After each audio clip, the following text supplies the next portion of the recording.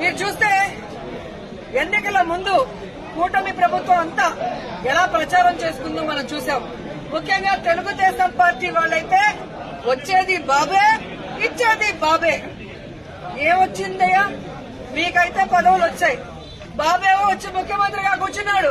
కానీ ఈ రాష్ట్ర ప్రజలకు ఏమిచ్చాడు అంటే చేతికి చిప్పిచ్చాడు, మరేమి ఇవ్వలేదనేది రాష్ట్ర ప్రజలు గుర్తించారు.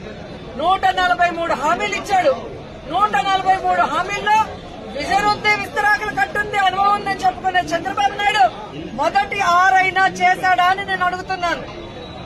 ఈరోజు చూస్తే చంద్రబాబు నాయుడు ఏరు దాటక ముందు ఏటి మల్లన్న, ఏరు దాటాక బోడి మల్లన్న చందంగా పరిపాలించిన విధానం మనకు తెలుసు.